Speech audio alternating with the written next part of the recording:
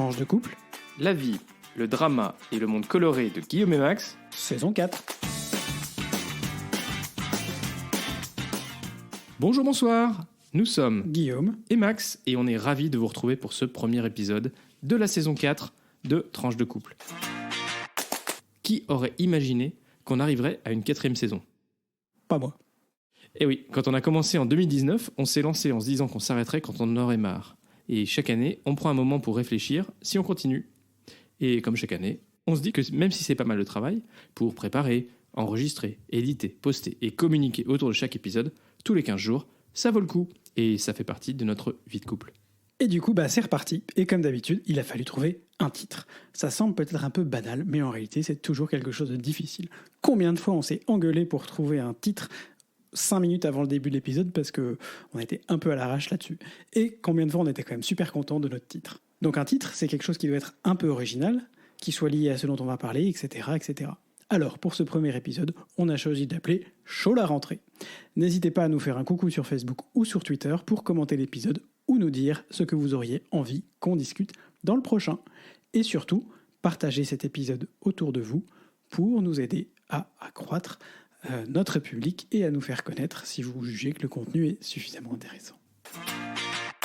Alors sans plus attendre, c'est parti et comme d'habitude, on commence par la rubrique Actu. C'est même un peu une rubrique On décrypte l'Europe là. Eh bien effectivement, on commence par le point Europe. Et ce point Europe, on va parler évidemment du sujet qui nous intéresse tous en ce moment, c'est les prix de l'énergie. Alors on voit fleurir sur Internet, sur les réseaux sociaux, un peu partout, des gens qui peinaient déjà avant à payer leurs factures et qui aujourd'hui se retrouvent avec des factures multipliées par 3, 4 ou 5 et qui galèrent encore plus. Ça vaut autant pour les individus, pour les particuliers que pour les entreprises. Et la Commission européenne soutient aujourd'hui la mise en place d'un plafond au prix de l'électricité. Les services de la Commission ont en effet préparé des recommandations en vue de la réunion des ministres de l'énergie qui aura lieu cette semaine, afin de réduire les prix astronomiques de l'énergie au sein de l'Union européenne. Des prix qui sont tirés par le haut, en partie par le prix du gaz. Le prix du gaz, le prix de l'électricité, mais qui sont tirés par le haut, pas seulement par des raisons organiques, mais par des raisons aussi parfois comment on appelle ça ? De spéculation, voilà. Elle propose un paquet de mesures à court terme pour réduire la demande énergétique et les prix élevés de l'électricité. Dans un non-papier que Politico Europe a consulté, un certain nombre d'options sont évaluées, y compris les modèles grecs et espagnols, concluant que les deux meilleures options sont de coordonner une réduction de la demande et un plafond pour le prix de l'électricité. Concrètement, ce non-papier propose un plafond des prix, mais seulement pour les centrales qui produisent l'énergie à un prix inférieur à la technologie la plus chère. En d'autres termes, le prix de l'électricité produit par les énergies renouvelables ou les centrales nucléaires. Ce sont des sources de production qui sont beaucoup moins chères que le gaz, par exemple, mais elles vendent le prix au coût le plus haut, générant des marges très élevées. En gros, quand on vend le prix d'une centrale au gaz, le prix de l'électricité d'une centrale au gaz n'est pas le même à produire que celui d'une centrale nucléaire.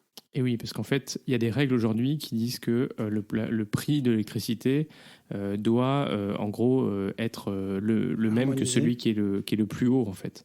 Et donc, effectivement, on se retrouve à acheter de l'énergie qui est produite pas très cher, mais qui est vendue, en fait, au prix le moyen, le plus haut. Qui est déjà vendu au prix le plus haut. C'est un peu, on se rend compte à posteriori que c'était un peu ridiculement... Enfin bref, ça a été fait, ce serait intéressant de se pencher sur pourquoi ça a été fait à un moment donné. Enfin bref... La Commission propose que l'argent collecté au-dessus du prix du plafond soit utilisé pour financer des mesures visant à réduire les tarifs d'électricité pour certains consommateurs.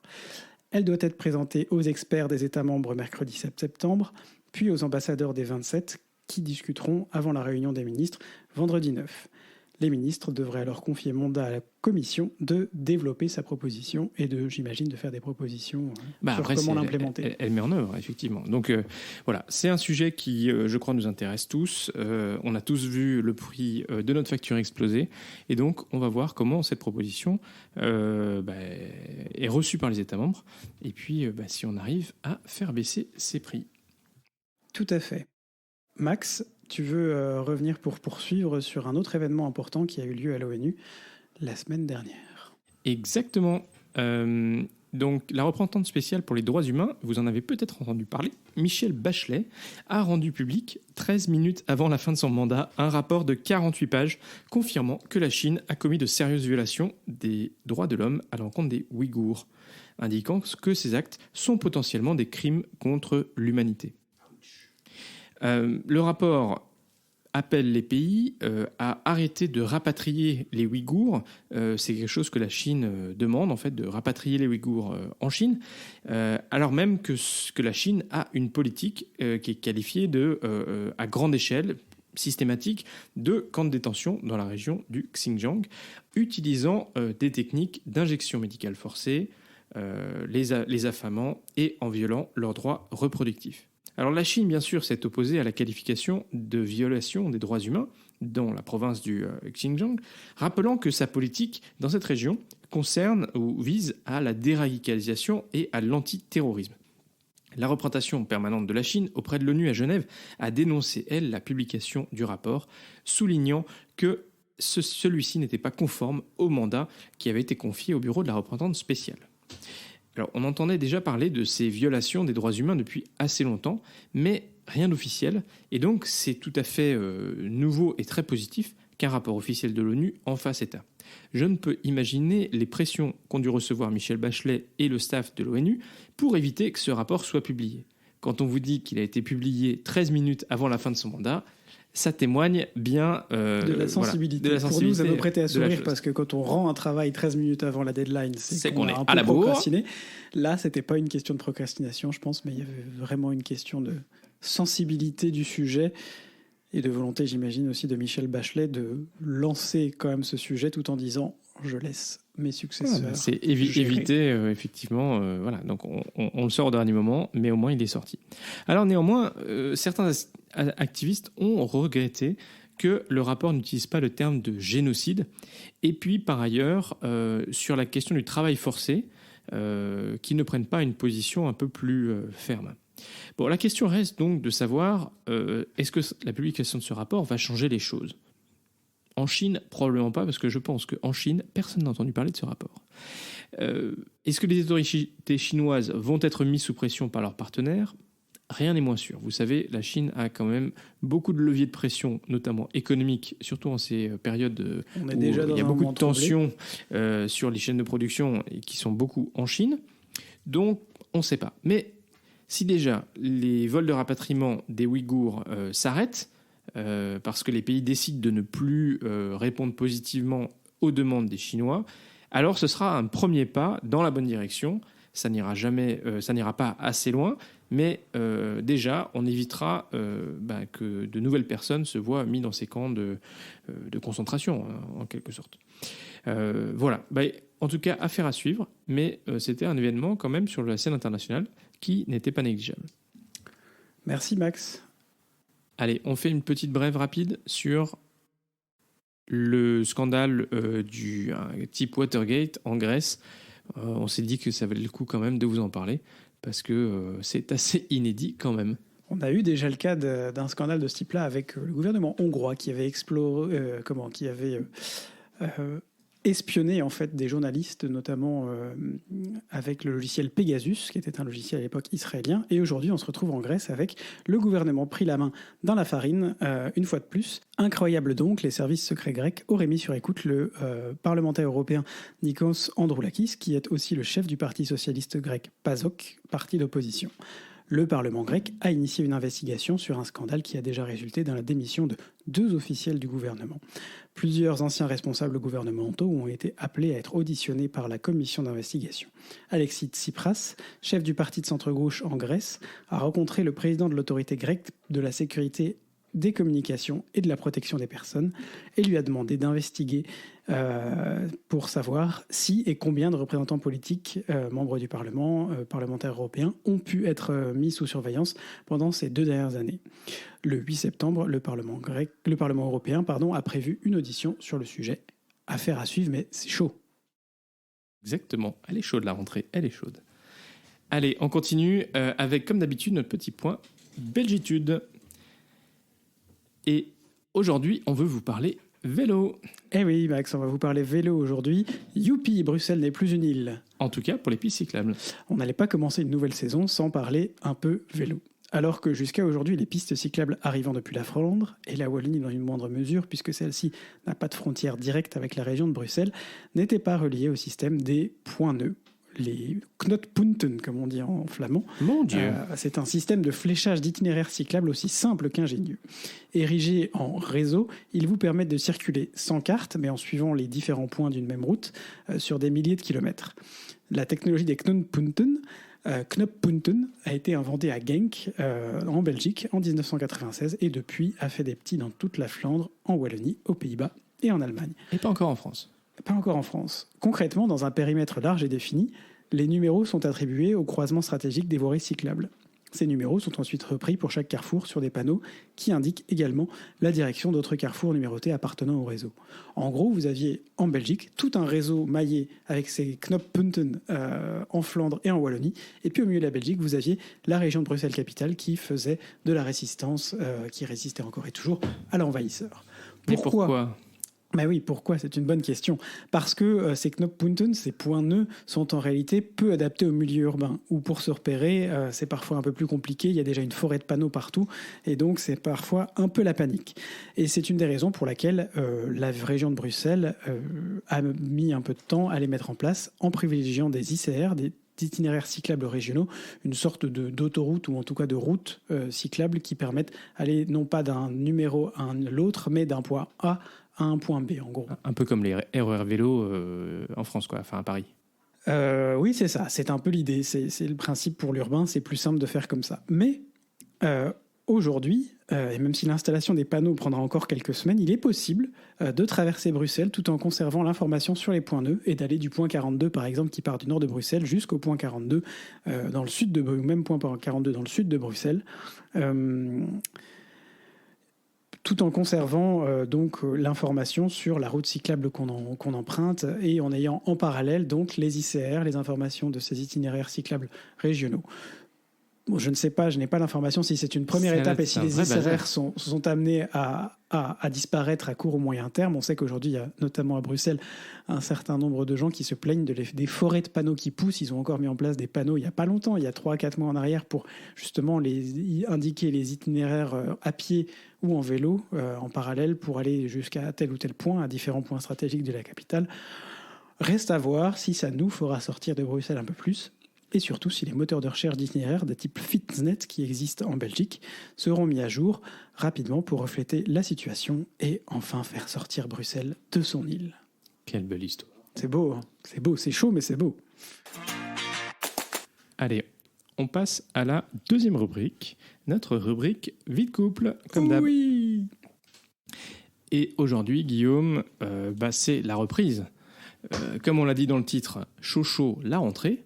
Mais on a eu aussi assez chaud pendant l'été. Eh bien oui, on a eu bien chaud cet été, puisque on a eu la chance de pouvoir se balader, hein Max ? Ah oui, on en a profité, mais c'était un peu la canicule partout où on a été. On a commencé par un petit voyage de l'autre côté de l'Atlantique, où nous avons pu notamment profiter de la plage dans le New Jersey, donc ça c'était assez chouette, mais il y faisait chaud, tout comme du coup quand on allait se balader à Philadelphie ou à New York, on était quand même content de trouver quelques piscines sur notre chemin. Et voilà, les épisodes de chaleur, on espère que vous n'en avez pas trop souffert et que vous avez su un peu vous protéger. On pense surtout à ceux qui malheureusement travaillaient pendant ces périodes et n'avaient pas la climatisation. Non pas que la climatisation, ça soit la solution à tout, mais bon, on sait que quand on bosse dans un endroit très chaud, c'est quand même pas mal. Tout à fait. Voilà, donc des vacances au chaud. Je crois que tout le monde, même en Belgique, je ne raconte pas l'état, j'avais laissé les plantes, mon Dieu. Les plantes à l'extérieur de la maison. D'habitude, c'est une espèce de forêt quand on rentre. Ouais, c'est ça, les tomates, le rosier, l'oranger et puis les plantes aromatiques. Là, et là, c'était cramé. En me disant, c'est bon, on va rentrer. Comme d'habitude, quand on rentre l'été, comme dit Max, oui, c'est la forêt vierge parce qu'il a plu 3 fois par jour pendant les 3-4 semaines où on n'est pas là. Et là, oui, c'était cramé, quoi. C'était un peu la jungle, quoi, la savane. Donc on a réussi à sauver l'oranger. Peut-être le rosier, je suis pas sûr, mais je croise les doigts. Et puis le reste, on a... Guillaume a dû faire des nouvelles plantations. J'ai dû faire des nouvelles plantations, voilà, ça m'a occupé un peu, c'est bien. Mais maintenant, c'est tout beau, c'est tout vert. Mais en plus, ce qui est assez étonnant, c'est qu'on peut avoir des espèces de... Enfin, c'est vraiment des vagues, hein, parce que là, on a eu à nouveau des petites températures qui sont remontées, mais par ailleurs, il a pu faire assez frais, voire hier soir, on a quand même mis un jean pour la première fois. Oui, pour sortir. Donc, voilà, ça, c'était quand même... les températures, on en parle comme d'habitude. Mais du coup, nous, on est rentré mi-août et c'est vrai que globalement, c'était chaud la rentrée parce que ça a été assez occupé aussi niveau boulot. Ouais, ça a mis un peu de temps. Pas trop sorti la tête. La première semaine, c'était un peu plus calme, peut-être, et encore. Ouais. Ouais, bah si, il faut toujours 2 jours pour dépiler les mails. Mais bon, globalement, on n'a pas chômé et je pense que ça va continuer le début du mois de septembre, en tout cas de mon côté, sans mettre sur les chapeaux de roue. Donc voilà. Et on était quand même content du coup ce week-end d'être un peu plus au calme, de pouvoir en profiter pour nous poser, faire les courses et puis préparer du coup cette rentrée de notre podcast. Voilà. Et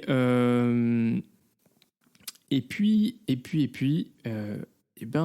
cette fin d'été a quand même été aussi l'occasion de lancer un nouveau défi autour de la pizza. Oui, Max, tu veux nous raconter comment il est arrivé ce défi sur la pizza? Ah là là, vous savez, moi j'aime bien prendre un peu les choses telles qu'elles se présentent.